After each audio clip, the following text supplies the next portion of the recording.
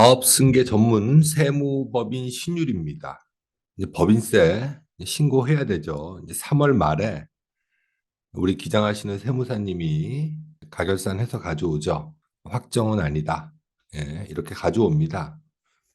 왜 그렇게 얘기하냐면 또 이제 놓친 부분이 있기 때문에 일단 이제 그렇게 보통 얘기하고 가져옵니다.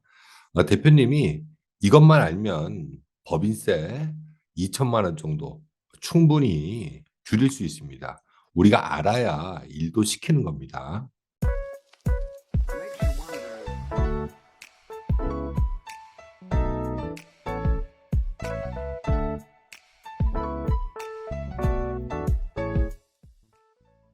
이 공제감면세액은 한 5가지로 나눠져 있죠. 오늘은 고용지원 관련해서 알아보겠습니다. 고용지원 관련해서 법인세를 줄일 수 있는 건 이 5가지죠. 예, 고용증대, 중소기업 사회보험료, 정규직 전환, 근로소득 증대, 경력 단절 여성 이렇게 5가지입니다.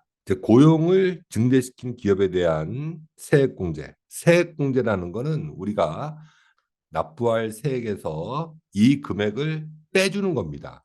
아주 파워풀한 거죠. 다만 이 고용 관련 세액공제는 여기 있는 금액을 다 해주는 게 아니라 이 중에서 80%만 해줍니다. 나머지 20%는 농특세로 내야 된다는 얘기입니다. 자, 첫 번째 고용 증대 세액공제 보겠습니다. 전년도 대비해서 상시 근로자 수가 증가한 경우 우리 중소기업은 3년간 해준다는 겁니다. 1년, 2년, 3년 동안 해주는 거죠. 예를 들어서 1,100만 원이다. 그러면 3,300만 원 세액공제 받을 수 있습니다. 소비성 서비스업 제외하고 모든 법인 사업자 가능하죠.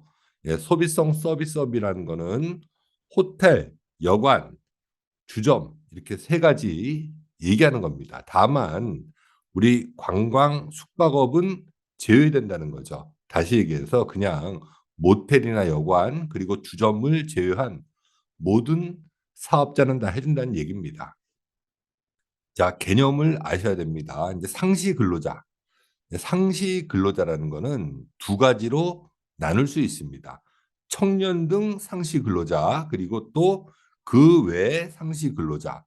청년 등 상시 근로자는 일단 청년 15세부터 29세 그리고 노령자 60세 이상 장애인 기타 등등 이렇게 있죠. 이 사람들은 수도권일 경우는 1,100만 원, 수도권 외 지방일 경우에는 1,300만 원.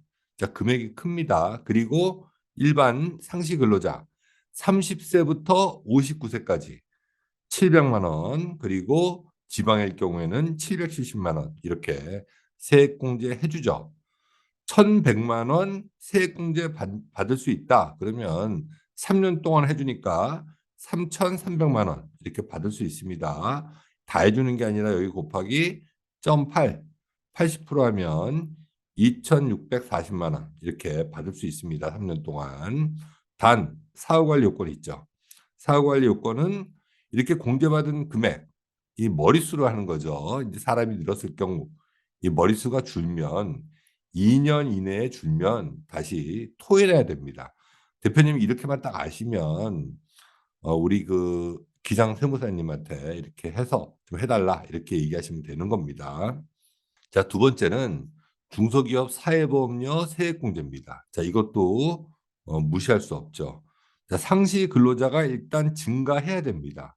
우리가 직원을 뽑아서 채용해서 이렇게 이제 급여를 주죠. 그러면 회사가 이 4대 보험료, 사회보험료, 국민연금, 고용보험료 이런 것들 보통 한 10% 정도 추가로 부담해야 됩니다. 근데 청년일 경우, 청년 등 상시 근로자일 경우는 추가로 부담하는 금액 이 10% 모두 다 공제해 준다는 거죠. 우리가 사회보험료 내지만 법인세에서 이만큼 이제 공제해 준다는 겁니다.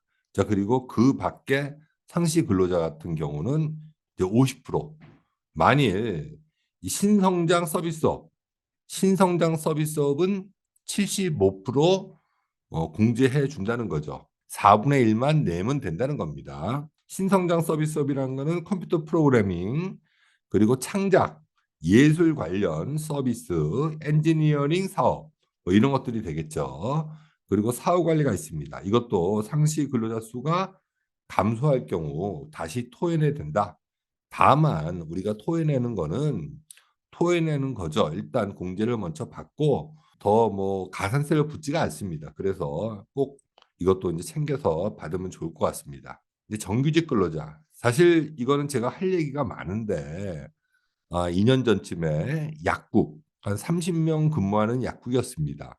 그 약사분하고 저하고 상담을 했는데 "우리 회사는 직원이 늘지 않았다. 그래서 이 세액공제를 못 받는다." 이렇게 알고 계셨는데 제가 정규직 전환으로 해서 한 3천만 원 정도 이 소득세를 줄인 경우가 있습니다. 제가 아마 대표님들 이렇게 만나 보면 직원이 안 늘어도 이 정규직 전환 세액공제로 법인세나 소득세를 항상 줄이고 있습니다. 자, 이것도 크죠? 예, 중소기업일 경우는 1,000만 원, 1 인당 1,000만 원입니다. 앞에 있는 고용증대 세액공제는 이렇게 머릿수로 하죠. 그렇지만 비정규직, 정규직 전환 세액공제는 뭐 홍길동이면 홍길동, 뭐 김삿갓이면 김삿갓 이렇게 그 사람을 특정해서 합니다. 그래서 직원이 안 늘어도 최근에 입사한 사람이 있다. 그러면 이 정규직 전환 세액공제를 받을 수가 있습니다. 다만 정규직으로 전환한 날부터 2년 이내에 회사를 그만두면 이것도 토해내야 됩니다. 자, 그다음에는 이제 근로소득을 증대시킨 기업에 대한 세액공제. 자, 이건 뭐냐면 상시 근로자 수의 평균 임금, 이 평균 임금이 올라갔다는 겁니다. 이것도 계산하는 게 좀 복잡합니다. 직전 이제 3년 동안 평균 급여보다 이 임금이 이제 올라가야 된다는 거죠. 그 올라간 분, 추가된 분에 대해서 중소기업일 경우는 20% 물론 이제 급여를 좀 올려줬지만 그 올려준 금액의 20% 정도는 세액공제 받을 수 있다는 거죠. 자, 이것도 이제 사후관리가 있습니다. 한번 읽어보시면 되고 이 사후관리는 사후관리일 뿐인 겁니다. 일단 공제받고 나중에 우리 회사 직원이 줄거나 급여가 줄면 그때 토해내면 되는 겁니다. 자, 그다음에는 이제 경력 단절 여성 고용 기업에 대한 세액 공제입니다. 아주 간단합니다. 해당 기업에서 1년 이상 근무하고 일단 우리 회사 직원이었어야 되죠. 그리고 임신, 출산, 육아 등으로 퇴직한 다음에 자, 2 년에서 15년 요 사이에 다시 재입사할 경우 세액 공제를 받을 수 있죠. 또 두 번째는 자, 우리 회사에서 1년 이상 근무하고 육아휴직 기간으로 연속해서 6 개월 이상 경과한 후에 인제 복직할 경우 이때 세액 공제를 해 줍니다. 자, 우리 중소기업일 경우 이제 인건비 곱하기 30% 이렇게 해 주죠. 이게 작은 금액은 아닙니다. 예, 물론 이것도 인제 사후 관리가 있죠. 육아휴직 복귀 후 1년 이내에 근로 관계가 이럴 경우는 다시 이제 토해내야 되는 거죠. 자, 오늘은 여기까지 하겠습니다. 자, 다음 시간에는 이제 투자 촉진 지원 관련해서 세액 공제 알아보겠습니다. 자, 구독과 좋아요, 알림 설정 해 주시면 영상을 만드는 저한테는 큰 힘이 됩니다. 감사합니다.